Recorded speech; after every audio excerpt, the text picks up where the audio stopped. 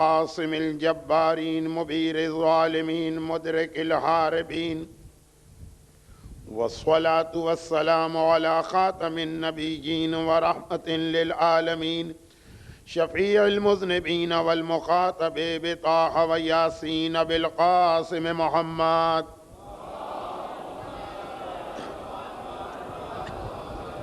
وآلہ وعطرتہ واہل بیتہ الطیبین الطاہرین المعصومین المظلومین المکرمین المنتجبین المیامین الصدیقین سیما علی الامام المنتظر والحجة الثانی عشر عجل اللہم لہ الفرج ولعنۃ اللہ علی اعدائہم اجمعین اما بعد فقد قال اللہ الحکیم فی کتابہ المبین وفرقانہ المتین وقرآنہ المجید بسم اللہ الرحمن الرحیم فلا وربک لا یؤمنون حتی یحکموک فیما شجر بینہم ثم لا یجدوا فی انفسہم حرجا مما قضیت ویسلموا تسلیما۔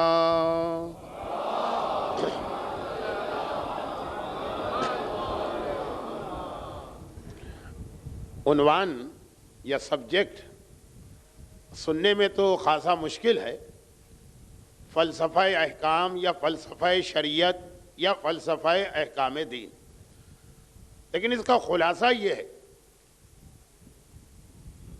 کہ یہ کامل و مکمل دین جو انسانی زندگی کے بڑے سے بڑے عمل سے لے کے چھوٹے سے چھوٹے ایکشن کے بارے میں، ہاتھوں کی حرکت، پیر کی حرکت، پلکوں کی حرکت، نماز کے عالم میں آنکھیں کھولنے کی اجازت ہے کہ آنکھیں بند کرنا، زندگی کے بڑے بڑے مسئلے سے لے کے جو چھوٹے چھوٹے مسئلوں تک ہر قدم پہ ہمیں گائیڈنس دے رہا ہے، ہماری رہبری کر رہا ہے، ہماری رہنمائی کر رہا ہے۔ تو آخر ان کی کوئی لاجک ہے، اس کے پیچھے کوئی فلسفہ ہے، اس کا کوئی فائدہ ہے، اس کا کوئی مقصد ہے؟ گرچہ یہ سارا عنوان مختصر کر کے یا سمیٹ کے ایک جملے میں بیان تو کیا گیا کہ ما حکم بہ العقل حکم بہ الشرع وما حکم بہ الشرع حکم بہ العقل۔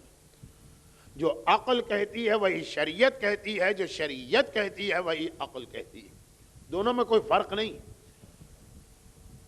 لیکن قرآن ایک اور اینگل سے یا ایک اور انداز سے احکام شریعت کے بارے میں ہمیں ایک اصول دیتا ہے، اور وہ یہ کہ فائدے اور نقصان کو بتا بتا کر دین پہ عمل کروانا، پھر اس کے اندر عقیدہ غائب ہو جاتا ہے۔ اگر طبیب بھی فائدے اور نقصان بتائے گا تو لوگ اس کے اوپر عمل کریں گے، لیکن وہ طبیب کے اوپر عقیدہ نہیں ہوتا ہے ان کا۔ چیز میں یہ فائدہ ہے اس لیے ہم کر رہے ہیں، یہ نقصان ہے وہ ہم اس لیے چھوڑ رہے ہیں۔ اور اسلام کی نگاہ میں عمل سے زیادہ اہم عقیدہ ہوتا، وہ عقیدے کی منزل آتی ہے جہاں قرآن کہتا ہے کہ اپنے آپ کو مکمل طور پہ اللہ کے بھی حوالے کرو اور اللہ کے رسول کے بھی حوالے کرو۔ وہ منزل آتی ہے جسے اکثر میں ایک ایسے واقعے کے ذریعے سے بیان کیا کرتا ہوں کہ شاید 40-50 مرتبہ تو میں نے بیان کیا، لیکن بہت مختصر واقعہ، اور بات کو سمجھانے میں اتنے جلدی انسان کو کنوینس یا قائل کر دیتا کہ میں اس کی تکرار کر ہی دیتا ہوں۔ اور اس کے بعد والا جو واقعہ آ رہا وہ ذرا لمبا۔ میرے ساتھ ایک مسئلہ یہ ہے کہ بہت سارے بچے جو اب بڑے ہو گئے، اس وقت بچے تھے کہ جب میں نے یہ واقعہ پڑھا، وہ اکثر یہ خواہش ظاہر کرتے رہتے ہیں کہ بھئی فلاں واقعہ ذرا دوبارہ پڑھ دیجئے، میرے موضوع میں آ رہا ہو تو ٹھیک، میں موضوع سے نکل کے ادھر ادھر نہیں جاتا ہوں۔ اسی لیے آج کل میں نے پرچوں کے جواب بھی ممبر سے دینا بند کر دیے۔ بعد میں مجھے اندازہ ہوا کہ یہ تو کچھ لوگوں نے مجھے موضوع سے ہٹانے اور بہکانے کا ایک اچھا راستہ ڈھونڈ لیا تھا۔ کچھ تو خلوص سے سوال کرتے تھے، اور کچھ یہ چاہتے تھے کہ آج کی مجلس میں داڑھی کا ذکر نہ آنے پائے۔ اب کیسے مولانا کو روکیں کہ داڑھی کا ذکر نہ کیجیے؟ تو اگر جا کے ڈائریکٹ بات کریں گے تو 2 دفعہ ذکر ہوتا ہے تو 200 دفعہ ہو جائے گا اس مجلس میں. تو انہوں نے کہا نہیں مولانا ایک بہت اہم مسئلہ ہے، پہلے اس کو حل کیجیے. اور وہ مسئلہ حل کرتے کرتے پتہ چلا کہ واقعاً ان کا مقصد حاصل ہو گیا، اس مجلس میں داڑھی نہیں آئی. آج میرے ٹاپک میں داڑھی نہیں تھی تو میں اس مثال کے ذریعے سے اس کو لے آیا. اچھا، خلاصہ یہ کہ کوئی خرید کے لایا کسی غلام کو. اب یہ میں سمجھا رہا ہوں کہ کس طرح سے اپنے آپ کو اللہ اور اللہ کے رسول کے حوالے کرنا، ٹوٹل سبمیشن، جو آیت درود کا اختتام بھی ہے اور اس آیت کا اختتام بھی ہے جسے آج میں نے تلاوت کیا. وقت کو بچانے کے لیے میں ان آیتوں کا ترجمہ بھی نہیں کر رہا ہوں کیونکہ 3 دن سے یہ آیتیں بیان ہو رہی. ٹوٹل سبمیشن، اپنے آپ کو مکمل طور پہ اللہ کے حوالے کرو، اور مکمل حوالے اس طرح سے کرو. نہج البلاغہ میں بھی یہ خلاصہ آیا کہ الاسلام هو التسلیم والتسلیم هو الیقین والیقین هو الاقرار والاقرار هو الادا والادا هو العمل. لیکن بہت ہی مختصر واقعہ. غلام خریدنے کے لیے ایک آدمی بازار گیا، غلام خرید کے لے آیا. پہلے زمانے میں اس طرح سے غلاموں کی خرید و فروخت ہوتی تھی. اور لانے کے بعد اس نے غلام کی حفاظت کے اعتبار سے اس سے کچھ سوال کیے.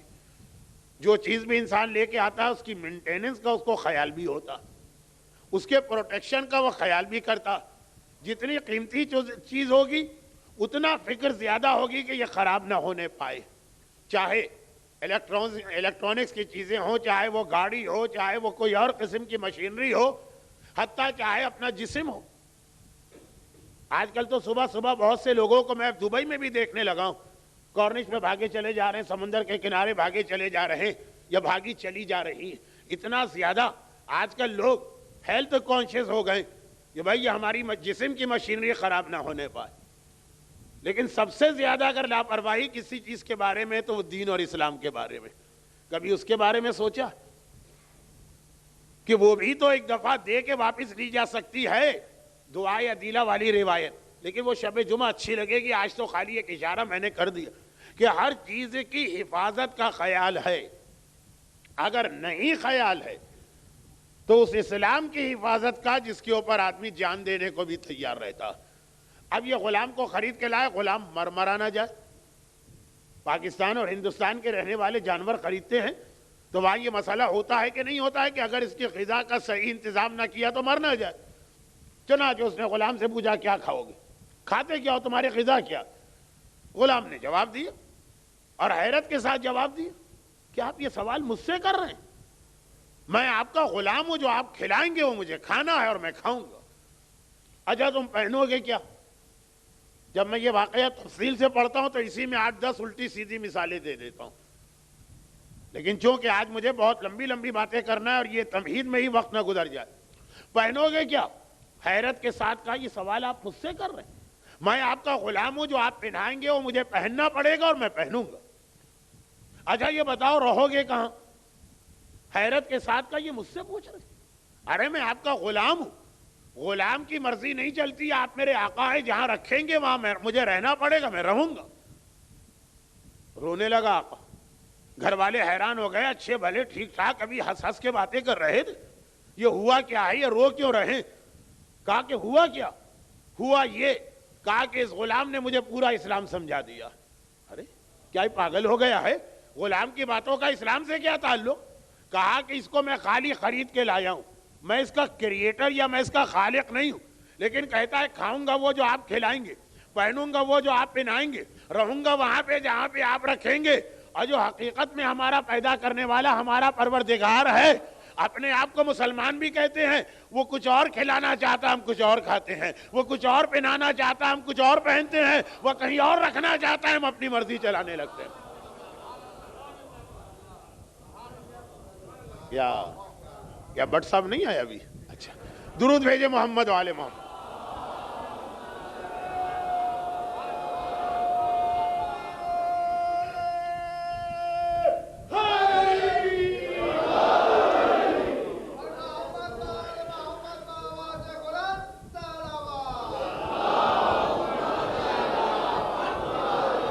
بہت ہی مختصر واقعہ، لیکن یہ ہے پورا اسلام.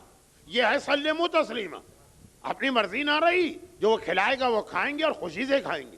جو وہ پہنائے گا وہ پہنیں گے اور خوشی سے پہنیں گے، اور جہاں وہ رکھے گا وہاں پہ رہیں گے اور خوشی سے رہیں گے. یہ ہے اسلام. یہ تقاضا، یہ ڈیمانڈ، یہ ریکوائرمنٹ ہے کلمہ پڑھنے کی. اس طرح سے ہمیں اپنے آپ کو اللہ اور اللہ کے رسول کے حوالے کرنا. اور پھر اس کے اندر اب اس واقعے کو ملا لیجیے جس سے ریلیٹڈ ایک جملہ میں نے پہلی مجلس میں کہا تھا کہ جو شہید باقر صدر نے فرمایا کہ کلما حکما بہ العقل حکما بہ الشرع وکلما حکما بہ الشرع حکما بہ العقل. جو شریعت کہتی ہے وہی عقل کہتی ہے، لیکن ہر چیز ہمیں بتائی نہیں گئی. ایک کتاب ایسی بھی لکھی جا سکتی تھی، داڑھی آگے لکھا ہے کہ اس میں عقلی فائدہ کیا، حجاب آگے لکھا ہو کہ اس میں عقلی فائدہ کیا، گانا حرام آگے لکھا ہو گانا چھوڑنے کا عقلی فائدہ کیا. کا ایزیلی کہ بہرحال یہ تو پتا چلے کہ اللہ پہ بھروسہ کتنا کیا ہے. ہر چیز پوچھنے کے بعد عمل کرنا الگ چیز ہوتی ہے، اور یہ غلام والی منزل الگ ہوتی ہے. دیکھ کے ایمان لانا اور ہوتا ہے، بغیر دیکھے ایمان لانا اور ہوتا ہے. اب آپ کے ذہن میں وہ واقعہ آ گیا ہوگا. بچہ کہہ رہا ہے کہ مختصر صحیح سنا دیجئے، اور چونکہ میرے موضوع میں اس وقت اس سے زیادہ مناسب کوئی واقعہ ہو بھی نہیں سکتا. بہلول دانا بغداد کی گلی میں بیٹھے اور اس وقت ریت میں گھروندے بنا رہے ہیں، چھوٹے چھوٹے گھر مٹی سے بنا کے، جیسے بچے ساحل سمندر یا بیچ کے سامنے کے کنارے جا کے کھیلا کرتے. ادھر سے ہارون رشید کی بڑی چہیتی بیوی زبیدہ خاتون کی سواری گزری. دیکھا اچھا بہلول ہارون کے رشتہ دار تو ہیں، اب یہ اختلاف ہے کہ فرسٹ کزن کس رشتے سے بنتے ہیں. جیسے جناب موسیٰ اور قارون ملعون کے درمیان یہ رشتہ تو ثابت ہے کہ دونوں فرسٹ کزن، مگر چچا کے بیٹے ہیں کہ پھوپھی کے بیٹے ہیں کہ خالہ کے بیٹے ہیں کہ ننیال سے ہیں کہ ددیال سے ہیں، یہ ساری بحثیں عورتوں کے لیے چھوڑ دیجئے. بہرحال ایک رشتہ ہے بہلول دانا کا ہارون رشید سے. چنانچہ اس پاگل پنے کے عالم میں بھی ان کی ہنسی مذاق چھیڑ چھاڑ چلتی رہتی ہے. اور یہاں تو بڑا خطرناک مرحلہ، زبیدہ خاتون اور بہلول کا تو رشتہ دیور و بھاوج کا بنتا، جو ہمارے یہاں ہر قسم کے ہنسی مذاق کی کھلی چھوٹ. جب اس عورت نے حیرت کے عالم میں پیغمبر کے سامنے یہ سوال کیا، یا رسول اللہ کیا میں اپنے دیور سے بھی پردہ کروں جو میرے چھوٹے بھائی کی مانند ہے؟ تو پیغمبر نے یہی تو کہا تھا کہ دیور وہ تو پورا شیطان ہوتا ہے، سب سے زیادہ تو اسی سے احتیاط کرنا ہوتی. اب لوگ چکراتے اس لیے ہیں کہ شیطان سے لوگوں کے ذہن میں خالی اس کا خیال آتا ہے جس نے آدم کو سجدہ کرنے سے انکار کیا، جبکہ یہ شیطان کا مطلب ہی نہیں. اس کا نام تھا ابلیس، اصل نام تو عزازیل تھا، لقب ملا ابلیس. وہ شیطان نہیں ہے لیکن خالی وہی شیطان نہیں. تو پیغمبر نے کہا وہ تو دیور تو پورا شیطان ہے، لیکن ہمارے ماحول اور معاشرے کے اندر بھائی سے وہ باتیں نہیں ہو سکتی جو دیور و بھاوج میں ہوتی. زبیدہ خاتون، اب وہی بات جو میں اکثر کہتا ہوں، دیکھنا یہ کہ ہمارے خاندانوں میں ہارون رشید اور زبیدہ کا نظام چل رہا یا آل محمد کا نظام چل رہا، وہ انشاءاللہ آگے چل کے ہم دیکھیں گے. پوری تقریر اس پہ ہونے والی. زبیدہ نے دیکھا کہ بہلول سڑک کے کنارے مکان بنا کے رکھ رہے ہیں. وہی ایک دیوانہ ہے. اچھا خطرناک قسم کے پاگل تو نہیں، پاگل تھے ہی نہیں. بہرحال تو بہلول دانا سے ہنسی مذاق کے لیے کہا کہ کیا کر رہے ہو؟ مکان بنا رہا ہوں. کوئی نیا پروجیکٹ نکالا ہے؟ جیسے یہاں تو آج کل آپ سنتے ہاتھوں ہاتھ بک جاتے. بہلول نے ایک نیا پروجیکٹ نکالا، مکان بنا رہا ہوں. کیوں بنا رہے ہو؟ کہا بیچنا. کہا کہ یہ مکان اتنا چھوٹا کس کام کا؟ کہا یہ نہیں ہے، یہاں مکان خریدو گی جنت میں مکان ملے گا. اچھا جنت میں ملنے والا، اس کی قیمت کیا ہے؟ کہا 1 درہم. تو 1 درہم تو ویسے ہی آدمی پھینک دیتا. چنانچہ زبیدہ نے 1 درہم بہلول کے سامنے پھینکا، گھر چلی گئی. گھر اس کا یعنی محل. مسکراتی بھی محل میں داخل ہو. ہارون بھی گھبرا گیا کہ آج یہ مسکراتی بھی کیوں آ رہی، ہمیشہ سے اس کی تیوری چڑھی ہوتی ہے، یہ خالی آپ کی بیویوں کا مسئلہ نہیں ہے، ہارون کی بیوی بھی ایسی تھی. تو ایک مرتبہ گھبرا کے کہا یہ ہستی مسکراتی کیوں آ رہی؟ کہا کہ وہ بہلول بغداد کی فلاں سڑک پہ بیٹھا تھا، مکان بنا کے کہہ رہا یہ جنت کے محل ہے جو یہاں بیچ رہا ہوں. 1 درہم کا بیچ رہا تھا، میں نے درہم دے دیا. ہارون نے کہا وہ تو پاگل ہے، تم بھی پاگل ہو گئی، 1 درہم پھینک کے آ گئی ہو، اس طرح سے کوئی جنت کا محل ملا کرتا. میں بہت مختصر کر رہا ہوں اپنی عادت کے خلاف. چنانچہ ہارون نے 2-4 باتیں بی بی کو سنائی، بات ختم ہو گئی. رات کو سویا، دیکھا جنت نظر آ رہی. یہاں پہ ایک جملہ میں اکثر کہہ دیتا ہوں کہ ایسے لوگوں کو صرف خواب میں ہی جنت نظر آ سکتی. دیکھا کہ جنت نظر آ رہی اور جنت میں بڑا عالیشان ایک محل ہے. بھائی یہ کس کا محل ہے؟ کہا یہ تیری بیوی زبیدہ خاتون کا. اب شوہر سے زیادہ بیوی کو کون جانے. چکرا کے رہ گیا کہ میری بیوی نے کام کون سا ایسا کیا کہ اسے جنت میں محل مل جائے. یہ جنت کا محل آخر اسے ملا تو کیسے ملا؟ کہا کہ کسی عمل کی وجہ سے نہیں ملا. اس نے کل یہ محل بغداد کی سڑک پر بہلول سے خریدا ہے. وہاں خریدا ہے تو آج یہ محل ملا. آنکھ کھل گئی. اب آنکھ جو کھلی تو اب پچھتاوا ہوا کہ کاش میں بھی کل چلا جاتا, لیکن خیر کل جاؤں گا. ڈرتا ضرور ہے اس لیے کہ یہ بہلول ہیں. بہلول پاگل ہیں. پاگل کا کیا بھروسہ, آج یہاں ہے کل وہاں, آج مکان بنا رہا ہے کل کچھ اور حرکت کر رہا ہوگا, پتہ نہیں کل ملے کہ نہ ملے. اگلے دن وہیں سے گزرا, وہیں بہلول نظر آ گئے اور وہی کھیل میں لگے ہوئے, وہی مکان بنا کے رکھتے جا رہے ہیں. بہلول یہ کیا ہے؟ کہا کہ یہ مکان ہے. کون سے مکان ہے؟ کہا کہ جنت کے مکان. بیچو گے؟ ضرور بیچوں گا. اب یہ سارے ڈائلاگ ہارون کے دماغ میں پہلے سے تھے کہ یہی باتیں تو کل زبیدہ نے بتائی تھی نا, یہ ساری باتیں ہوں گی. آخری جملہ بھی معلوم ہے کہ میں کہوں گا کہ خریدنا چاہتا ہوں, وہ 1 درہم کہے گا, 1 درہم پھینک دوں گا. کہا بیچو گے؟ کہا بیچنے کے لیے ہی تو بنا رہا ہوں. اچھا کیا قیمت ہے؟ کہا تیری ساری سلطنت. ہاں اب تو چکرا کے رہ گیا. یہ کل 1 درہم کا بک رہا تھا, آج ساری سلطنت. بہت مہنگائی, بہت زیادہ مہنگائی. روزانہ چیزوں کی قیمت بڑھتی چلی جاتی. کوئی اس کو بڑا اچھا سا نام بھی دیا گیا, انفلیشن ریٹ. مگر اتنی مہنگائی کیا کہ جو کل 1 درہم کا تھا آج ساری سلطنت. گھبرا کے کہا بہلول کل تو نے میری بیوی کو 1 درہم میں بیچا تھا اور آج کہہ رہا ہے ساری سلطنت کی قیمت. کہا کہ کل اور آج میں ایک فرق ہے, کل بغیر دیکھے خریدا گیا تھا, آج دیکھنے کے بعد خریدا جا رہا.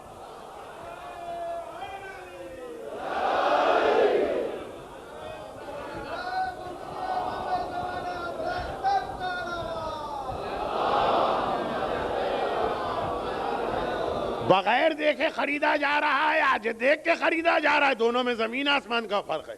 بہرحال زبیدہ کو محل ملے کہ نہ ملے, بہلول کی بات, ہارون کی بات چھوڑیے, لیکن یہ پوری شریعت کا ایک بہت اہم اصول ہے. چنانچہ ایسے روایتیں ہمارے پاس ہیں ایسی روایتیں کہ معصوم نے کوئی حکم بتایا اور ساتھ میں اس کا فائدہ بتانے لگے, راوی نے روک دیا, مولا نہیں آگے کچھ نہ کہیے گا. امام نے کہا میں تجھے اس کا فائدہ بتا رہا ہوں. کہا نہیں مولا مجھے نہیں سننا ہے, میں تو اس لیے اس پہ عمل کرنا چاہتا ہوں کہ آپ نے مجھ سے یہ کہا ہے. باقاعدہ ہمیں روایتیں ملتی ہیں. وہ دیکھ کر اور بغیر دیکھے ایمان لانے کا جو فرق ہے نا, وہ مقام عمل میں آتا کہ مثلا امام بتا رہے کہ داڑھی کا فائدہ کیا, مولا مجھے یہ فائدہ نہیں سننا ہے, اس لیے کہ میں صرف آپ کی بات پہ بھروسہ کر کے یہ عمل کرنا چاہتا ہوں. تو یہ ایک بہت ہی بنیادی ہم سے تقاضا کیا جا رہا کہ احکام اسلامی سب سے پہلے تو ذہن میں یہ خیال رکھنا ہے, پھر آگے بڑھنا. اور اسی وجہ سے وہ روایت ہمارے سامنے آئی جس کی تشریح تو انشاءاللہ ارادہ ہے کہ جمعرات یا جمعے کو ہوگی. لیکن وہ روایت مولا متقیان مسجد کوفہ میں داخل ہوئے, دیکھا ایک آدمی نماز پڑھ رہا ہے. امیر المومنین علی ابن ابی طالب علیہ افضل الصلاۃ والسلام, ایک آدمی نماز پڑھ رہا ہے. مولا مسجد میں داخل ہوئے تو وہ آدمی تو آگے ہے, قبلہ رخ ہے, نماز پڑھ رہا ہے, اس کو کیا پتا کہ مسجد میں علی آ گئے. میرے مولا نے اس کی نماز دیکھی, وہیں رک گئے. جیسے اس کی نماز ختم ہوئی, مولا جلال کے عالم میں آ گئے. یہ مسئلہ خود ایک مجلس چاہتا ہے کہ مولا کی زندگی کا خلاصہ یہ کہ اپنی توہین کرنے والے کو مولا مسکرا کے نظر انداز کر دیتے ہیں. بھئی سینے سے اتر آتے ہیں اگر اس یہودی نے چہرہ اقدس پہ تھوک دیا, لیکن پروردگار کے بارے میں مولا کے یہاں کوئی نرمی, کوئی مصالحت, کوئی کمپرومائز نہیں ہے. لا تاخذہ لومۃ لائم مولا کا ایک لقب ہے جو دعائے ندبہ میں آیا. اللہ کے بارے میں مولا کسی کی پرواہ نہیں کرتے, چھوٹا ہو کہ بڑا ہو کہ قریبی ہو کہ دور ہو. احکام شریعت کے بارے میں میرے مولا کا مزاج. اور ہم تو ساری توقع یہی کر کے بیٹھے, سارے حرام کرو, اللہ کو دل بھر کے ناراض کرو, مولا جو ہے نا وہ لے کے چلے جائیں گے. اللہ کے بارے میں مولا نے زندگی میں کبھی بھی کوئی کمپرومائز نہیں کیا. دعائے ندبہ میں ہر جمعے کو آپ یہ پڑھتے, یہ مولا کا ایک لقب, قرآن کی آیت کا خلاصہ. مولا نے دیکھا جلال کے عالم میں آ گئے. یہودی نے چہرے پہ تھوکا تھا, مولا کو جلال نہیں آیا. اس کی 2 رکعت نماز دیکھی, مولا جلال کے عالم میں آ گئے. آگے بڑھے, اس کے سامنے آئے اور غیظ و غضب کے عالم میں فرماتے یہ تو نے نماز پڑھی ہے یا نماز کا مذاق اڑایا, یہ تو نے پروردگار کی بارگاہ میں حاضری دی ہے کہ پروردگار عالم کی اہانت کی ہے؟ ایسے نماز پڑھی جاتی ہے؟ نہ رکوع ٹھیک، نہ سجدہ ٹھیک، نہ تشہد صحیح، نہ رکعتوں کا قیام صحیح، اٹھا بیٹھا اتنی تیزی کے ساتھ۔ ایک مرتبہ میرا مولا فرماتا کہ اگر اس نماز کو تو نے نہیں دہرایا تو اسی مسجد کوفہ میں میرا کوڑا حرکت میں آئے گا اور تجھے توہین نماز کی سزا دی جائے گی۔ وہ یہ جو اس نے سنا، گھبرا کے ایک بار دوبارہ نیت کی، دوبارہ نماز پڑھی۔ اب کیسے نماز پڑھی ہوگی؟ اب بڑے قاعدے کے ساتھ نماز پڑھی، بہت زیادہ ٹھہر ٹھہر کے نماز پڑھی، جتنا اسلام کہتا ہے اس سے زیادہ احتیاط کرتے ہوئے نماز پڑھی، نماز ختم کر لی۔ تھا بڑا ہوشیار آدمی، نماز ختم کر لی۔ مولا یہ نماز تو بالکل پرفیکٹ ہے نا، اس میں تو کوئی کمی نہیں ہے نا، نہ کوئی میں نے جلدی کی، نہ کسی رکن کو چھوڑا، نہ کوئی اور ایسی غلطی، نماز تو ٹھیک ہے نا؟ مولا خاموش رہے۔ اور وہ اگلا سوال کرتا، لیکن مولا یہ بتا دیجئے وہ پہلے والی نماز اچھی ہے کہ یہ نماز اچھی ہے؟ اور میرے مولا نے مسکرا کے کہا کہ ویسے اعمال کے اعتبار سے، یعنی مسائل کے اعتبار سے، یعنی توضیح کے اعتبار سے، یعنی فقہ کے اعتبار سے یہ نماز اچھی، لیکن حقیقت یہ ہے کہ تیری پہلے والی نماز اس نماز سے بہتر۔ یہ نہیں کہا کہ وہ ٹھیک ہے، اس سے بہتر، اس لیے کہ وہ نماز تو نے خالصتاً پڑھی تو اللہ کے لیے تھی، اور یہ نماز تو نے کوڑے کے ڈر سے پڑھی ہے۔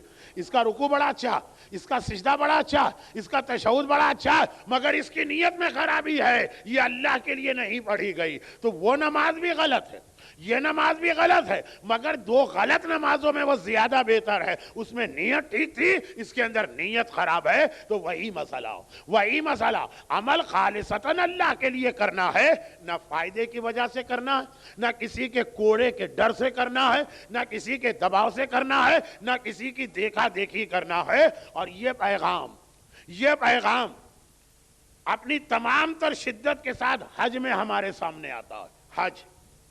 حج میں اس سال پورے عشرے کا موضوع حج نہیں بنا رہا ہوں، ایک بات کل آئی تھی، دو چھوٹی باتیں آج آ رہی ہیں، ایک مختصر سی بات کل کی مجلس میں آئے گی، کل یہ چار باتیں مجھے حج کے حوالے سے کرنا، لیکن اس کی بہترین مثال ہمارے سامنے حج کی عبادت میں آتی، کس حوالے سے؟ اچھا دیکھیے، وہ جو جملہ آج کی مجلس کے شروع میں تھا، حج میں وہی ہوتا ہے نا، ہم وہی کھاتے ہیں جو اللہ کھلاتا، ہم وہی پہنتے ہیں جو اللہ پہناتا، ہم وہیں پہ رہتے ہیں جہاں اللہ رکھتا۔ یہ کل کی بات تھی، لیکن آج غلام کے جملے کے ساتھ ملائی۔ اس میں شاید کچھ لوگوں کی سمجھ میں کھانا نہ آیا ہو، کپڑے تو سمجھ میں آ گئے کہ اللہ کیسے کپڑے پہناتا ہے حج میں، جگہ تو سمجھ میں آ گئی کہ اللہ کیسے مکان میں رکھتا، کھانا، حج میں کھانے پہ بھی کچھ پابندیاں، کھانے میں بھی پابندیاں، اور لوگ پورا ان پابندیوں کا احترام کم از کم حج میں کرتے ہیں۔ مثلا حج میں آپ خوشبودار چیز نہیں کھا سکتے، اور وہاں کوئی بریانی ایسی نہیں پکتی جس میں زعفران نہ ڈالا جاتا، زعفران خوشبو دوران حج حرام۔ جب کہیں ایک آدھ مثال تو مل ہی جاتی ہے، جیسے اکثر میں اپنے 12-13 سال پہلے کے قافلے کی ایک بات کہتا ہوں کہ ایک بزرگ خاتون تھی، اب تو خیر میں بھی بوڑھا ہو گیا، لیکن اس وقت اتنا بوڑھا نہ تھا، اور وہ خاتون تو بہت ہی ضعیف تھی۔ کہا بیٹا ساری زندگی عادت اصغر علی محمد علی کا وہ زردے والا قوام، اور یہی میری زندگی ہے، اس کے بغیر میں نہیں گزارا کر سکتا۔ پتہ نہیں اصغر علی محمد علی شاید لکھنؤ کے تھے، اب ہیں بھی کہ نہیں ہے، بنتا بھی ہے کہ نہیں بنتا ہے، کہہ رہی وہ زردہ اور قوام، اور اس میں زعفران تو ضرور ملایا جاتا۔ میں نے کہا یہ تو حرام ہے۔ کہا لیکن کیا کر، اس کے بغیر میری زندگی گزر ہی نہیں سکتی۔ میں نے کہا اب حج کرنے آئی ہیں اور پھر اتنی سی بات اللہ کی نہیں مان رہی۔ کہا بیٹا میں کیا کروں، حج کیا، خانہ کعبہ کا طواف نا، اگر میں نے یہ زردہ نہ کھایا مجھے خانہ کعبہ ہی نظر نہ آئے گا تو میں طواف کس کا کروں گی؟ اور خلاصہ یہ نکلا کہ 70 بکرے اپنے آپ پہ واجب کر کے گئی۔ معلوم بھی ہے کہ ایک بار یہ کھانے کا ایک کفارہ ایک بکرا آ جاتا، 70 بکرے واجب کر، لیکن ایسی مثال تو بہت کم ہوتی۔ عام طور پہ یہی ہے کہ حج کے دوران ہر آدمی شریف ہو جاتا، مگر حج کا یہ ایک بہت اہم پیغام ہے، کھانا، پہننا، لباس، رہائش تو کل سنا آپ نے، وہ کھاؤ گے جو اللہ کھلا رہا ہے، وہ پہنو گے جو اللہ پہنا رہا ہے، وہاں رہو گے جو، لیکن حج کا یہ پیغام بغیر دیکھے ایمان لانے کا نام حج، خالصتاً اللہ کے لیے عمل کرنے کا نام حج۔ چنانچہ جب یہ سوال امام معصوم سے کیا گیا، یہ بھی آپ نے سنا ہوگا لیکن مختصر سوال، اس سے مختصر جواب. اب میں اس کو پھیلا دوں تو یہ میری غلطی ہوگی. فرزند رسول نہیں, یہ روایت 3-4 معصومین سے آئی. سب سے پہلے تو یہ سوال خود مولا سے کیا گیا, تو سوال یہ کیا گیا کہ یا امیر المومنین. پھر 8ویں امام سے بھی ہوا, 6ٹھے سے بھی ہوا, تو میں پہلی روایت پڑھتا ہوں, یا امیر المومنین. ایک بات سمجھ میں نہیں آتی, جو بات ہم جیسے کم عقل رکھنے والے جانتے ہیں, کیا پروردگار نہیں جانتا؟ مولا نے کہا وہ کیا ایسی بات؟ کہا کہ ایک طرف تو لگ رہا ہے کہ اللہ یہ چاہتا ہے کہ ہر انسان حج پر آئے. کتنے سخت مسائل کی زنجیروں میں جکڑ جکڑ کے ہر ایک کو حج پہ بلایا جا رہا. مسائل حج ایک آدھ تو پرسوں آ گئے تھے, لیکن اتنی روایتیں حج کے بارے میں کہ واجب ہے اور نہ کیا تو یہ یہودی مرو گے یا عیسائی مرو گے, اور معتبر ترین روایتوں میں اس کا شمار ہوتا. ہر مرجع کی حج کی کتاب اس روایت سے شروع ہوتی. کہا کہ ایک طرف تو اللہ چاہتا ہے سب لوگ حج پر آئیں, اور دوسری جانب ایسا لگ رہا ہے کہ اللہ چاہتا ہے کوئی بھی حج پہ نہ آئے. امام نے کہا تیری پہلی بات تو سمجھ میں آ گئی, دوسری کہاں سے نکالی؟ کہا وہ ایسے کہ اگر اللہ چاہتا ہے سب لوگ حج پر آئیں تو اللہ ویسا انتظام بھی تو کرے نا. جیسے آپ ایک مجلس رکھ رہے ہیں, آپ چاہتے سب لوگ آئیں تو آپ انتظام بھی 500 کا کریں گے. بلا رہے ہیں سب کو اور انتظام فقط 50 کا کیا. یہ بد انتظامی, یہ تو اس وقت ہوتا ہے کہ آپ نے اعلان تو کر دیا لیکن خود آپ کی خواہش ہے کہ پبلک کم سے کم آئے, تو ایسا ڈھیلا ڈھالا مبہم قسم کا اعلان کیا. تو ایک طرف ایسا لگ رہا ہے کہ اللہ سب کو بلا رہا, دوسری جانب انتظامات اللہ نے اتنے ناقص و ناکارہ کیے. اب یہ جملے میرے ہیں بات کو سمجھانے کے لیے. امام نے کہا مثلا کہا ایسی جگہ پہ حج رکھا جہاں کا موسم, جہاں کی فضا, جہاں کی ہوا, جہاں کے باشندے, ہر چیز اتنی سخت ہے کہ اگر کوئی بڑی مشکل سے ایک بار حج کرتے ہوا آتا بھی ہے تو کان پکڑتا ہوا جاتا ہے کہ دوبارہ نہیں آنا. واقعاً ایک زمانے میں اتنی سختیاں تھیں. اگر اللہ کو حج ہر آدمی کو بلانا تھا تو کسی اچھی جگہ پہ کیوں نہ رکھا حج؟ مثلا آج کل کی زبان میں سوئٹزرلینڈ میں رکھ دیتا, ڈزنی لینڈ میں رکھ دیتا, کوئی سنگاپور وغیرہ میں رکھ دیتا. کتنے سارے لوگ دوڑے دوڑے حج پہ چلے جاتے ہیں جن پہ حج واجب بھی نہیں ہے, وہ بھی بھاگے بھاگے چلے جاتے. ہم انہیں روکتے اور وہ کہتے نہیں مولانا حج تو کرنا ہی کرنا. آج جن پہ واجب ہے انہیں بلاتے اور ان کے پاس سینکڑوں بہانے. کتنا اچھا ہوتا ایسی جگہ پہ حج کرتا, ہر ایک آتا. اللہ چاہ رہا ہے نا کہ ہر ایک آئے. اصل میں تو اس کا جملہ یہ ہے, اس طرح سے اللہ چاہ رہا ہے کہ جب ابراہیم سے کہا کہ حج کی آواز دو تو خالی مکے والوں کا نہ سنایا, اس وقت دنیا میں جتنے انسان تھے سب کو سنایا.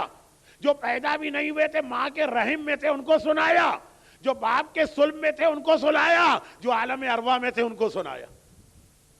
اور دوسری جانب حج رکھا ہے اسی جگہ پہ. امام نے کہا تو کیا اب جواب چاہیے تجھے؟ کہ مولا جواب چاہیے تو تبھی تو سوال کر رہا ہوں. کہا کیا تو نے خود ہی اپنے سوال کا جواب نہیں دے دیا؟ گھبرا کے کہا مولا کون سا جواب, میری سمجھ میں تو بات ہی نہیں آ رہی. کہا یہ خود تو نے اپنے سوال کا جواب دے دیا. اگر اللہ حج کسی ایسی جگہ پہ رکھتا جو بڑی اچھی ہوتی, بڑی پرفضا ہوتی, وہاں کی آب و ہوا بھی بڑی اچھی ہوتی, وہاں کے باشندے بھی بڑے خوش اخلاق ہوتے, وہاں پہ دنیا بھر کی فیسلٹی بھی ہوتی, تو یہ پتہ کیسے چلتا کہ اللہ کے لیے حج کرنے کون آیا ہے اور سیر و تفریح کرنے کون جا رہا ہے؟ اللہ نے کہا حج رکھنا ہی ایسی جگہ ہے کہ وہی آئے گا جو خالصتاً مجھ سے محبت کرتا ہے اور صرف میرے حکم پہ عمل کرنا چاہتا ہے. تو پورے حج کا فلسفہ ہی یہ ہے کہ بلانا ہی ان کو ہے جو صرف اللہ کے لیے آئے. اور اسی لیے قدم قدم پہ حج میں ایسے پیغام ملتے ہیں.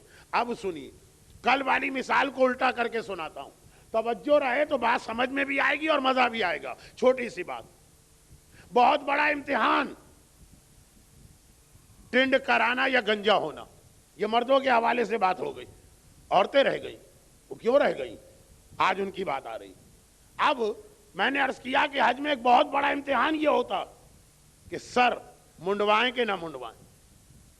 مردوں کو اپنے بال سے اتنی محبت ہوتی تو مردوں سے زیادہ محبت تو عورتوں کو اپنے بال سے ہوتی. مرد تو پھر بھی بالوں سے محرومی کو برداشت کر لیتے ہیں, کیا عورتوں کو بال سے زیادہ محبت نہیں ہے مرد کے مقابلے میں؟ دنیا میں کتنی انڈسٹریز ہی فقط اس لیے چل رہی کہ عورتوں کو ہر وقت یہ فکر رہتی ہے کہ یہ بال سفید ہو رہے ہیں یا بال گر رہے ہیں. تو مرد کا امتحان خدا نے کیا لیا؟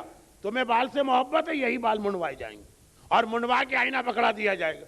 تو مرد سے زیادہ تو عورت کو محبت ہے بال سے، تو وہاں بھی یہ ہونا چاہیے.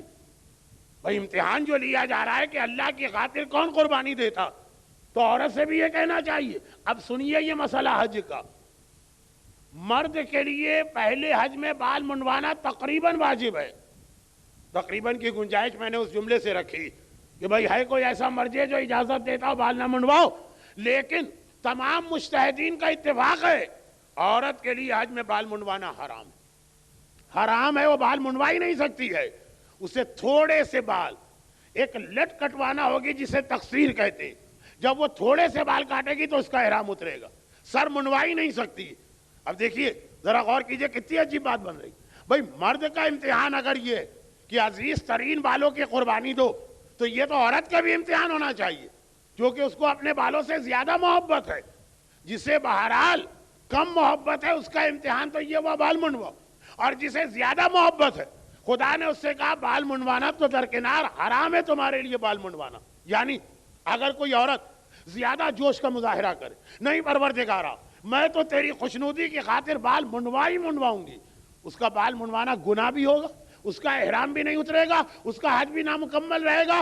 10 سال بھی اگر اس کو ہو گئے وطن واپس آئے ہوئے، حج چل رہا ہے، ساری پابندیاں چل رہی.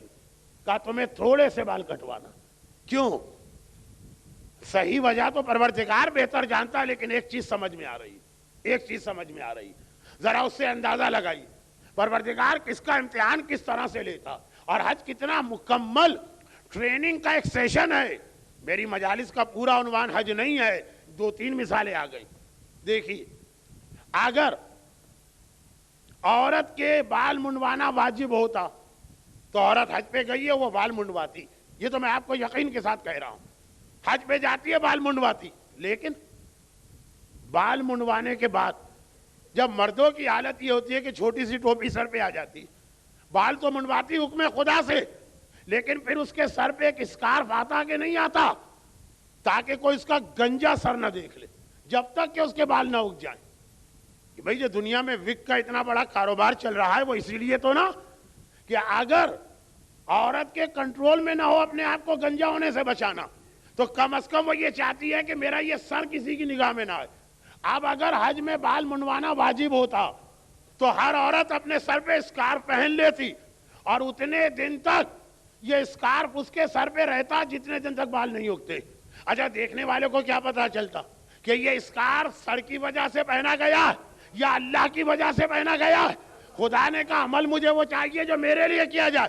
سر منڈوایا جائے گا، اب بھی اسکارف اس کے سر پہ آئے گا لیکن میرے لیے نہیں آئے گا، اپنی بدصورتی کو چھپانے کے لیے آئے گا. چنانچہ مرد کا امتحان یہ ہے کہ سر منڈواؤ، عورت کا امتحان یہ بال رکھو تاکہ پھر دیکھیں اب کون اپنا سر چھپا رہا ہے، ہماری خاطر کون چھپا رہا ہے، اپنے حسن کی خاطر کون چھپا رہا. بالکل الٹی مثال بنی. مجالے کسی عورت کے سر سے اسکارف کھسک جاتا اگر عورتیں گنجی ہوتی، لیکن پھر وہ اللہ والا اسکارف نہ ہوتا. تو مرد کا امتحان ہے بال منڈواؤ، عورت کا امتحان ہے بال رکھو اور پھر بال چھپاؤ تو پتا چلے کہ یہ خدا کی خاطر کیا جا رہا ہے. مگر حج میں ایک چھوٹا سا مسئلہ اور ایسا آ جاتا جو میری حج کے حوالے سے ساری تقاریر کی جان نکال رہا ہے، ختم ہو رہا ہے اثر. وہ کیا کہ میں تو کل سے آج تک یہ کہہ رہا ہوں نا کہ ایسا لگتا ہے کہ حج انسان خالصتاً اللہ کے لیے کرتا. جو میں نے کل بھی عرض کیا تھا، کہا کہ آئینہ مت چھوؤ تو نہیں چھوئے گا اور آئینہ اٹھا لو تو اٹھا لے گا. آج میں نے کہا بال رکھو اور پھر چھپاؤ تو یہ کمال ہے، بال ہی نہیں ہے تو کیا کمال ہے. اور میں نے آج کہا کہ ایسی جگہ اللہ نے حج رکھا ہے کہ صرف اللہ کے لیے لوگ جائیں گے. مگر یہ جو 3 مثالیں میں نے دی جس سے یہ لگ رہا ہے کہ حج اللہ کے لیے ہو رہا، پھر اس میں 4تھی مثال ذرا گڑبڑ کر دیتی. اور وہ کیا؟ وہ یہ کہ جب حج کے دوران انسان کچھ غلطیاں کرتا تو یہ ہمارے ہاں بڑا مشہور ہے کہ بھائی حج بڑی مشکل عبادت ہے، ادھر غلطی کی ادھر ٹھک سے بکرا واجب ہو گیا. ایسا بھی نہیں، لیکن لوگوں کے ذہن میں یہ خیال. بس ذرا سی بھی غلطی کی اور بکرا واجب. تو اب یہ چوتھی مثال بہت پیش آتی ہے. کل میں نے کہا تھا نا کہ سب سے زیادہ لوگ آئینہ دیکھنے کی غلطی کرتے ہیں, کیونکہ آج کی دنیا میں آئینے کا استعمال اتنا بڑھ گیا ہے کہ آدمی کہاں کہاں بچے. گاڑی میں آئینہ, لفٹ میں آئینہ, باتھ روم میں آئینہ, جگہ جگہ عمارتیں ایسی جو آئینے کی بنی ہوئی ہیں. تو سب سے زیادہ یہ مسئلہ پیش آتا. اب مومن دوڑے دوڑے میرے پاس چلے آئے اور انہوں نے کہا مولانا غضب ہو گیا, غضب ہو گیا, میں نے آئینہ دیکھ لیا. اچھا وہ جس طرح مجھے نیند سے اٹھایا ہو تو کل سنا چکا ہوں, آئینہ دیکھ لیا, اب کیا ہوگا مولانا؟ ہم نے جواب دیا کہ آئینہ دیکھنا گناہ تو ہے, اس میں کفارہ کوئی نہیں ہے, بکرا وکرا کچھ نہیں. بے اختیار ان کی زبان سے نکلا الحمدللہ. ارے یہ کس چیز پہ خدا کا شکر ادا ہو رہا ہے؟ یہ گناہ تو ہے, اس کے گناہ ہونے میں کوئی شک نہیں ہے. الحمدللہ. مومنہ بھاگی بھاگی آئی کہ مولانا وہ چند بال نظر آنے لگے تھے. ہم نے کہا 4 بال نظر آ جائیں تو گناہ تو ہے, حج میں کوئی فرق نہیں پڑتا, کوئی کفارہ واجب نہیں ہے. اس نے بھی اس سے زیادہ زور سے کہا الحمدللہ. ارے بھائی سن رہے ہو کہ گناہ ہے, ارے بہن سن رہی ہو کہ گناہ ہے, پھر الحمدللہ کیوں؟ کہا وہ اس لیے کہ ہم سمجھ رہے تھے بکرا واجب ہو گیا ہے. شکر اس بات کا کہ بکرا واجب نہ ہوا. اچھا ہم تو سمجھ رہے تھے اب تک سارا حج اللہ کی وجہ سے ہو رہا, پتا چلا یہ بکرے کے ڈر سے حج ہو رہا ہے, یہ اللہ کے لیے تو ہو ہی نہیں رہا ہے.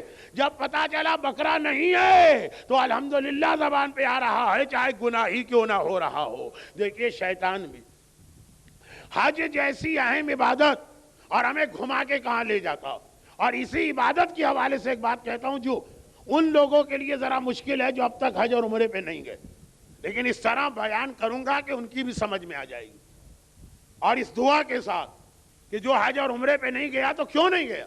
پروردگارا یہ سب تیرے حبیب اور ان کی آل کے چاہنے والے, انہیں اپنے گھر, اپنے حبیب کے روزے اور آل محمد کے تمام مقدس روزوں کی زیارت کا شرف جلد از جلد عطا فرما.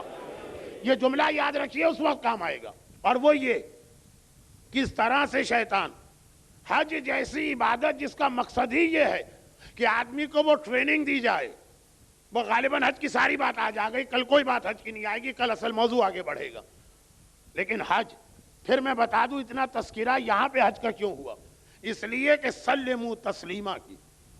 اس وقت اس گئی گزری حالت میں بھی جب لوگ دین سے دور ہو چکے ہیں, شریعت کے مخالف ہو چکے ہیں, گناہوں کی میں اتنی ترقی ہو چکی ہے, حج پھر بھی ایک ایسی رہی صحیح عبادت جس میں بہرحال انسان چند دنوں کے لیے صحیح اپنے آپ کو مکمل اللہ کے حوالے کر دیتا. آج اس گئے گزرے ماحول میں بھی چنانچہ اس کو یاد رکھنا اور پھر اس کے پیغام کو اپنی زندگی میں لانا جو کل کی بات ہوگی. کل حج کی بات نہیں ہوگی, کل اس جملے کی وضاحت ہوگی. لیکن ایک بات سنی, اہم ترین عبادت ہے جو اللہ اس لیے ہم کو دیتا ہے تاکہ ہم شیطان سے بچیں. شیطان اسی عبادت کو ہمارے خلاف استعمال کرتا, جس کی ایک مثال حج میں ایک عمل. اکثر میں یہ نکاح کے حوالے سے ایک جملہ کہتا ہوں. نکاح کے حوالے سے ہمیں یہ بتایا گیا نکاح اللہ کی ایک بہت بڑی نعمت ہے, اس لیے کہ اس نکاح کو اللہ نے اس لیے رکھا تاکہ اس کے ذریعے ہم حرام سے بچیں. اغناہم بالحلال عن الحرام. خود نویں امام نے اپنے نکاح میں یہ جملہ خطبے میں پڑھا تھا. ساری تعریفیں اس اللہ کی جس نے نکاح جیسی چیز حلال طریقے سے ہم کو عطا کی تاکہ ہم حرام سے بچیں. اور شیطان نے اسی نکاح میں اتنے حرام اتنے حرام اتنے حرام ملا دیے کہ شاید بدھ کی مجلس کا یہ عنوان بننے والا. اسی طرح سے حج یہ دیا اس لیے گیا کہ کنکر مار کے ساری زندگی شیطان کو اپنے آپ سے دور کرو. اور آج تک اگر شیطان نے تمہیں بہکایا تو حج کر کے اتنے پاک ہو جاؤ جیسے ماں کے پیٹ سے پیدا شدہ بچہ پہلے گھنٹے میں پاک ہوتا. مگر ہوتا کیا؟ اب سنی, یہ حج ایک بہت اہم پیغام لے کے آتا. حج کے دوران ایک مشکل ترین عبادت ہے صفا اور مروہ کے درمیان 7 مرتبہ چلنا, جس کا نام ہے سعی. ایک پہاڑی صفا ایک مروہ. میں نے کہا میں اتنا آسان کرنا چاہ رہا ہوں, جو نہیں گئے ان کی سمجھ میں آ جائے, جو گئے ان کو اکتاہٹ نہ ہو. اب جب ہم اس میں چلتے ہیں صفا اور مروہ میں تو حکم یہ ہے, پیغام سمجھیے, حکم یہ ہے کہ نہ تیز چلو نہ آہستہ, درمیانی رفتار سے چلو. مگر جب آپ صفا اور مروہ کے درمیان چل رہے ہیں، وہ 2 فرلانگ لمبا ایک ہال سا ہے، جب اس میں آپ چل رہے ہیں تو بیچ میں تھوڑا سا علاقہ ایسا آتا جسے پورا ہرا رنگ یا گرین کلر کیا گیا، اور وہاں پہ لائٹنگ بھی ساری گرین لگائی گئی تاکہ رات کے اندھیرے میں بھی نظر آ جائے کہ یہ علاقہ ہرا، میلین اخضرین، یہ اس کا نام ہے، 2 ہرے رنگ کے ستون، ایک علاقہ ایک ستون سے دوسرے ستون، پورا وہ ہرا، اور جیسے ہی وہ علاقہ شروع ہوتا، جو لوگ خود گئے ہیں وہ تو سمجھ رہے ہیں، باقی کو سمجھا دوں، سارا مجمع جو وہاں پہ دوڑنے لگتا، اس لیے کہ اس ہرے علاقے میں دوڑنا سنت موقدہ، البتہ اس طرح کا دوڑنا نہیں جیسے رنر دوڑتے، کچھ جاگنگ ٹائپ کا، ہر والا، خیر یہ تفصیلات کی ضرورت نہیں۔ اب سوال یہ پیدا ہوتا کہ اس کی کوئی تاریخ ہے، کوئی حکمت ہے، کوئی منطق ہے، کوئی فلسفہ ہے، یا بس ایک حکم خدا؟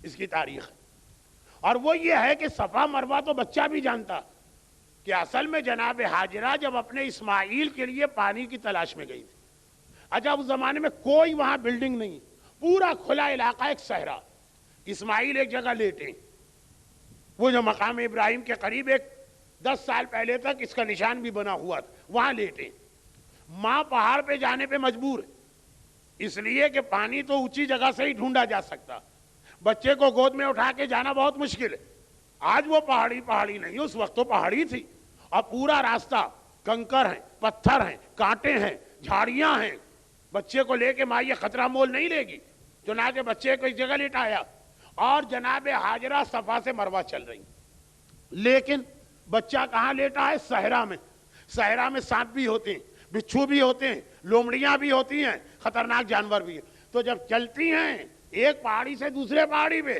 نگاہ اپنے بیٹے پہ رہتی ہے، ایسا نہ ہو کہ کوئی جانور اس کے قریب آ کے اس کو نقصان پہنچا دے، ماں کی فطرت، ماں کی فطرت، باورچی خانے میں بھی کام کرے گی تو بچے کے گہوارے کو دیکھتی رہتی ہے، اسی انداز سے ہاجرہ چل رہی۔ اب مسئلہ یہ ہے کہ چل رہی، بچہ نظر آ رہا، اس زمانے میں صفا اور مروہ کے درمیان ایک بہت بڑا گڑھا تھا، اس کے علاوہ کوئی راستہ نہیں ہے سامنے جانے کا، سامنے جانا ضروری ہے، پانی تو وہاں نظر آ رہا، اور راستہ صرف یہی ہے، صرف یہی ایک راستہ، کوئی پل نہیں ہے، کوئی پتھر وغیرہ رکھ کے اس کو نہیں بھرا جا سکتا، تو اب مجبور ہیں اس راستے پہ جانے میں۔ کیوں مجبور ہیں؟ بچے کے لیے پانی ڈھونڈنا۔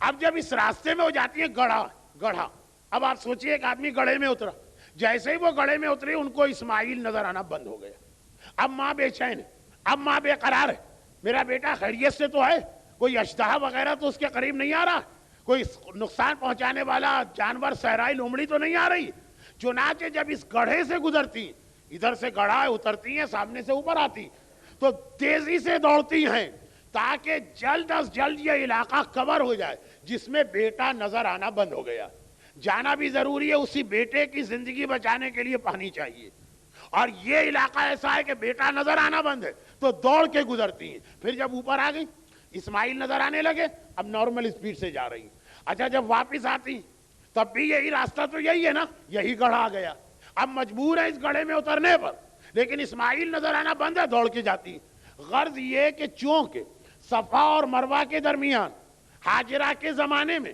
ایک گڑھا تھا، اور جب وہ اس میں جاتی تھی تو بیٹا نظر آنا بند ہوتا تھا، ہاجرہ دوڑ کے گزرتی تھی، چنانچہ قیامت تک کے لیے اللہ نے حکم یہ دیا ہے کہ ہاجرہ کے طریقے پر تمہیں صحیح کرنا ہے۔ دیکھیں کوئی نبی آئے حج کرنے کے لیے، کوئی ولی آئے حج کرنے کے لیے، کوئی وصی آئے حج کرنے کے لیے، کوئی نائب امام آئے حج کرنے کے لیے، کوئی متقی اور پرہیزگار آئے حج کرنے کے لیے، ہاجرہ کے نقش قدم پر ہر ایک کو چلنا ہے، اور اس طرح چلنا ہے کہ آج کوئی ضرورت ہی نہیں ہمیں دوڑنے کی۔ کیوں؟ نمبر 1 ہمارا کوئی بیٹا وہاں پہ نہیں لیٹا، نمبر 2 اگر ہمارا کوئی بیٹا وہاں پہ لیٹا بھی ہو تو آج کسی جانور کا خوف نہیں ہے، لیکن سب سے اہم بات نمبر 3 آج کوئی گڑھا ہی نہیں ہے کہ ہم ہاجرہ مجبوری کی وجہ سے دوڑ کے چلی تھی، آج تو مجبوری ہی نہیں ہے، لیکن اللہ کو ہاجرہ کا یہ عمل اتنا پسند آیا، ماں کا اپنے بیٹے کی پیاس کی وجہ سے تڑپنا، ماں کا بے چین ہو جانا، ماں کی ممتا، اللہ کو اتنا عمل پسند آیا، کہا کہ اب نہ ماں ہے، نہ ممتا ہے، نہ بیٹا ہے، نہ گڑھا ہے، نہ پانی ہے، مگر تمہیں اس طرح میری کنیز کے راستے پہ چلنا، جہاں وہ تیز چلی تمہیں بھی تیز چلنا، جہاں وہ آہستہ چلی تمہیں بھی آہستہ چلنا۔ یہاں تک کی بات تو بالکل سمجھ میں آ گئی۔ اگلا جملہ ہے اصل، جو میں نے آپ کو یہ 7 منٹ کی زحمت دی وہ اگلے جملے کے لیے دی۔ یہاں تک کی بات تو بالکل ٹھیک ٹھاک ہے، کوئی اس میں خاص بات ہی نہیں۔ اگلا جملہ، مگر عجیب بات یہ ہے کہ خاص طور پر امام کا حکم آیا کہ دیکھو اپنی عورتوں کو یہ 2 چیزوں سے منع کرنا۔ نمبر 1، جب وہ تلبیہ پڑھیں لبیک اللہم لبیک تو ان سے کہنا وہ زور سے نہ پڑھیں۔ حج کا ایک ایسا ماحول بنتا کہ ایک آدمی لوگوں سے کہتا بھائی پڑھو لبیک اللہم لبیک، سارا مجمع دہراتا ہے اور مردوں سے زیادہ عورتوں کی آواز بلند ہوتی ہے، ایک ایسا عجیب جوش ہوتا۔ عورت کے لیے نماز میں بھی حکم ہے کہ نامحرم آواز سن رہا ہے تو نماز آہستہ پڑھو، جو مردوں کے لیے زور سے پڑھنا واجب ہے۔ اور حج میں بھی یہ حکم ہے کہ نامحرم آواز سن رہا ہے لبیک آہستہ پڑھو۔ یہ تو خیر آج کا موضوع نہیں، یہ بدھ والا موضوع ہوگا شاید، جہاں عورت کے حجاب کی بات آئی۔ اور امام نے کہا دیکھو اپنی عورتوں کو یہ بتاؤ کہ جب وہ صفا مروہ کے بیچ میں جائیں تو وہ جو ہرا علاقہ، خبردار وہاں سے دوڑ کے نہ جائیں، بالکل عام رفتار سے آگے بڑھیں۔ عجیب بات یہ ہے کہ عقل تو یہ کہتی ہے، یہی کہتی ہے نا عقل، کہ مردوں کی مجلس ہو تو مردوں کی مثالیں آتی، اور جو خواتین کی مجلس ہو تو خواتین کی مثالیں آتی۔ بھئی خواتین کی مجلس ہوگی، شہزادی کا ذکر ہوگا، ثانیہ زہرا کا ذکر ہوگا، جناب آسیہ کا ذکر ہوگا، جناب مریم کا ذکر ہوگا۔ بھئی عورت کی سیرت، تاریخ اسلام میں بڑی بڑی عورتیں بھی تو گزری ہیں نا، عورت کی سیرت عورت کے لیے بتائی جاتی ہے۔ تو اول تو حکم خدا یہ ہونا چاہیے تھا کہ ہاجرہ دوڑ کے گئی ہیں تو ساری دنیا کی عورتیں دوڑ کے جائیں۔ مرد کیوں دوڑ رہے ہیں؟ تمہیں کیا پتا کہ ممتا کیا ہوتی؟ مردوں کو واقعا نہیں پتا کہ ممتا کیا ہوتی۔ تمہیں کیا پتا کہ بچے کی پیاس کیا ہوتی؟ تمہیں کیا پتا کہ ماں کے کلیجے کو بچے کا رونا کیسے لگتا؟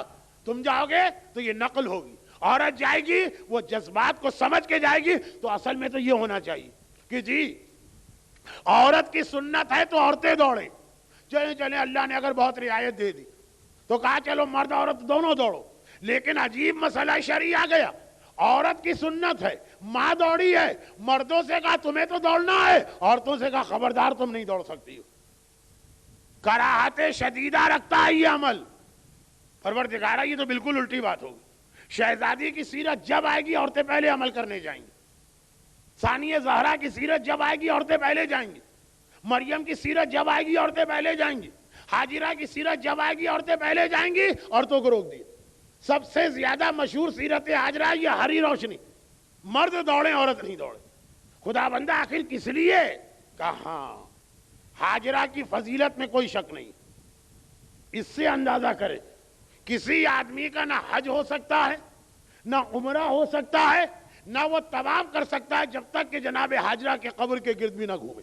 اللہ نے کہا کہ اگر کوئی میرے گھر کا طواف کرنے آ رہا، میرے گھر کا طواف نامکمل ہے جب تک کہ ایک ماں کی قبر کو بھی اس طواف میں شامل نہ کرو گے۔ بہت اہم یہ پیغام ہے، انشاءاللہ کسی اور موقع پر۔ لیکن ابھی کہا کہ حاجرہ کی عظمت میں کوئی شک نہیں، تاریخ اسلام کی عظیم ترین خواتین میں سے ایک، مگر یہ خدا کا جواب میرے جملوں میں، مگر حاجرہ کی عظمت اپنی جگہ ہے، عورت کا حجاب اور پردہ عظمت حاجرہ سے بھی زیادہ اہم ہے۔ عورت کا حجاب اتنا اہم ہے کہ اس کی خاطر سنت حاجرہ قربان کی جا سکتی ہے۔ سنو، جب حاجرہ دوڑی تھی تو اکیلے تھی، دور دور تک کوئی دیکھنے والا نہ تھا، نہ کوئی مرد، نہ کوئی عورت، نہ کوئی نامحرم، نہ کوئی محرم، صرف ایک عورت ہے، ایک بچہ ہے شیرخوار۔ وہ دوڑی تو کوئی حرج نہیں۔ آج اگر عورت وہاں سے دوڑے گی تو بے شک پورے حجاب کے اندر ہوگی، اس لیے کہ حج اور عمرے کا آفیشل ڈریس ہی ایسا کہ پورے حجاب کے اندر ہوگی۔ لیکن حجاب کے اندر جانے کے بعد بھی عورتوں پہ کئی چیزوں کی پابندی ہے۔ اب اگر عورت حجاب کے اندر ہے مگر دوڑ رہی ہے تو عورت کا جسم ہی ایسا کہ اس کا دوڑنا سینکڑوں نامحرم دیکھ رہے ہیں، ہر وقت صفا اور مروہ کا علاقہ بھرا ہوتا ہے صحیح کرنے والوں سے. عورت حجاب میں بھی بے حجاب بن جائے گی, اور عورت کی بے حجابی ایسی چیز ہے کہ سنت حاجرہ قربان کی جا سکتی ہے, عورت کے حجاب کو قربان نہیں کیا جا سکتا ہے. یہ حج میں پیغام مل رہا. اور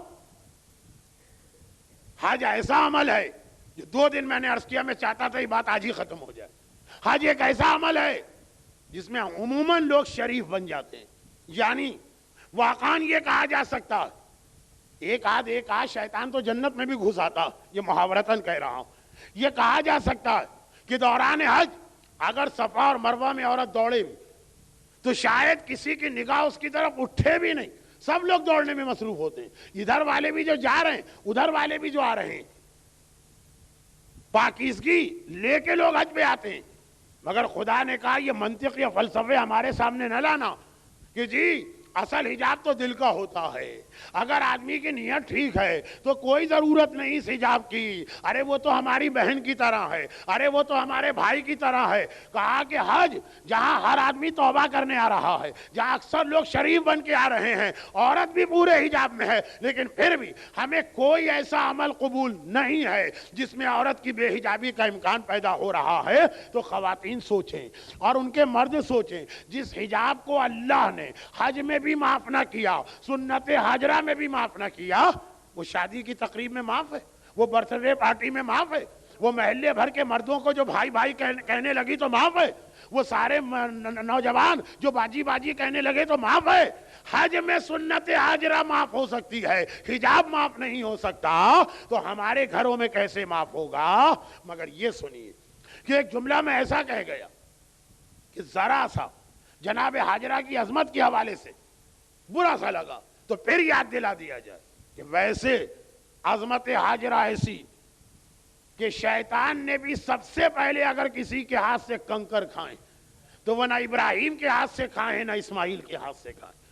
شیطان کو کنکر مارنے کا شرف سب سے پہلے ایک عورت کو ملا, اور اس لیے کہ شیطان کو یقین تھا کہ اس واقعے میں سب سے کمزور حاجرہ ایک تو عورت ہے, عورت کو تو دنیا کمزور سمجھتی, اور پھر ماں ہے جس بیٹے کی پیاس کی خاطر, پیاس کیا چیز یعنی جس بیٹے کی جان بچانے کی خاطر کنکر اور پتھر کے درمیان 7 مرتبہ دوڑی.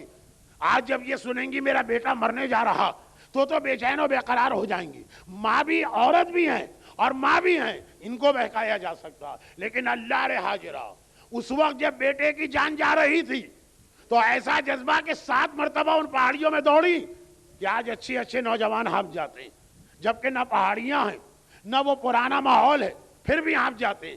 لیکن جب یہ پتا چلا کہ میرا بیٹا حکم خدا کے لیے قربان ہو رہا ہے, اب ماں بجائے اس کے کہ اپنے شوہر کو روکے شیطان کو کنکر مار کے بھگا رہی ہے. اگر حکم خدا آ گیا اسی اسماعیل کے لاشے کو دیکھنے کو تیار ہو جس کی پیاس کی خاطر اس وقت چل چلاتی دھوپ میں 7 مرتبہ دوڑی. یہ ہے اسلام کا مزاج. حکم خدا اگر آ جائے تو جس سے اتنی محبت ہے اس کو قربان کرنے کو تیار, اس کا لاشا دیکھنے کو تیار. مگر فطرت تو اپنی جگہ ہے نا, اسی لیے اسلام نے رونے پہ پابندی نہیں لگائی. جب لاشا دیکھنے کو تیار تھی اور بیٹا زندہ آ گیا تو اب جناب حاجرہ گھبرا گئی. پورا یقین تھا میرے بیٹے کا لاشا آئے گا, اب بیٹا آ گیا, خوشی کے مارے گھبرا گئی. اتنا خوش کلیجے سے لپٹا کے اسماعیل کی پیشانی سے بوسہ دینا شروع کیا.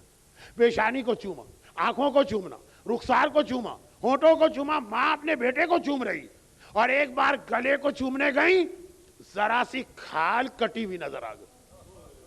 تڑپ کے کہا بیٹا یہ کیا؟ ابھی ماں نے ہی تو تیار کر کے اپنے بیٹے کو دعوت کے لیے بھجوایا تھا, میں نے ہی تو تجھے تیار کیا تھا, یہ اتنی سی دیر میں کھال کیسے کٹ گئی؟ کہا مادر گرامی یہی تو بابا نے چھری رکھی تھی, ذرا سا دبایا تھا, دمبا تو بعد میں آیا لیکن چھری دبائی تھی نا. یہ اس کی کٹی ہوئی کھال. بے اختیار چیخ ماری, ہائے میرا لال, اگر یہ چھری چل جاتی یا تو مارا جاتا تو تیری ماں پہ کیا گزرتی؟ غش کھا کے گر پڑی. روایتوں میں ہے 17 دن اس صدمے سے بیمار رہی اور اسی بیماری میں انتقال ہوا, پھر زندہ نہ رہ سکی حاجرہ. زندہ نہ رہ سکی ہاجرہ، بیٹے کو زندہ دیکھ کر بھی زندہ نہ رہ سکی. یہی تصور مارے دے رہا، ہائے میرا بیٹا مر جاتا تو کیا ہوتا. جناب ہاجرہ، میں آپ کی عظمتوں کا اعتراف کرتا ہوں، آپ کی عظمت کے آگے ہمارا سر احترام سے جھکتا ہے، لیکن بس ایک بات کہنے کو دل چاہتا، بیٹا زندہ آ گیا تو آپ برداشت نہ کر سکی. ذرا چل کے کربلا میں لیلا کو دیکھ لیجئے، ذرا چل کے کربلا میں فروا کو دیکھ لیجئے، ذرا چل کے کربلا میں رباب کو دیکھ لیجئے.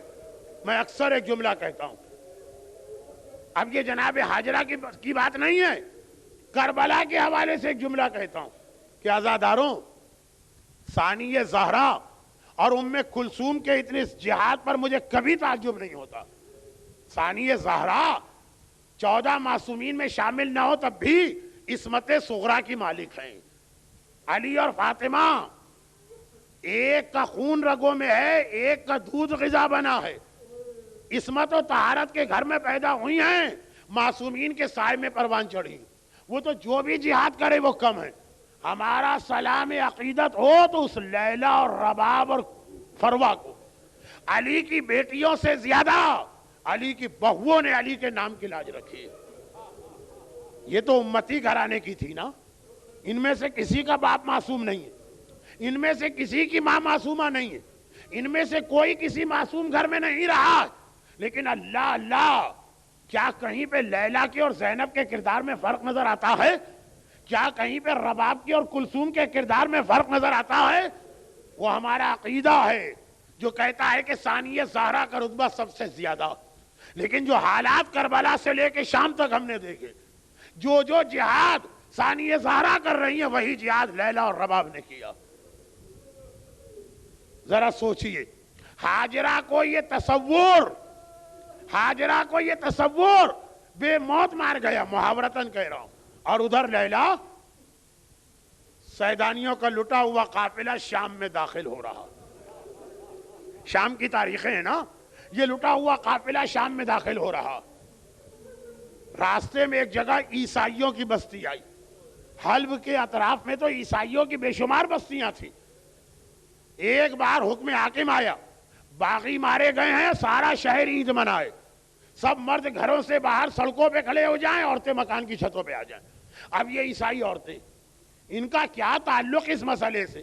ایک دوسرے سے کہہ رہے مسلمانوں کا آپس کا جھگڑا، لیکن حکم حاکم ہے، عید منانا ہے، جشن منانا، وہ کس کو پسند نہیں.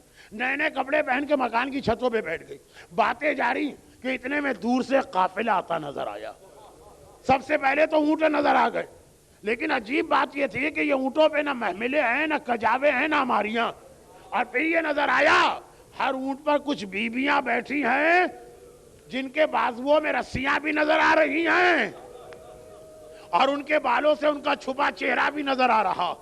قافلہ اور قریب آیا تو دیکھا کہ سب سے آگے جو اونٹ ہے اس کی مہار ایک ایسے جوان کے ہاتھوں میں ہے جس کے گلے میں توق ہے، جس کے ہاتھوں میں ہتکڑی ہے، جس کے پاؤں میں بیڑی، اور توق کے وزن سے نوجوان کی کمر جھکی جا رہی ہے. اور پھر یہ دیکھا، اب قافلہ اور قریب آیا، اونٹ اتنی بڑی چیز تھی دور سے نظر آ گئے.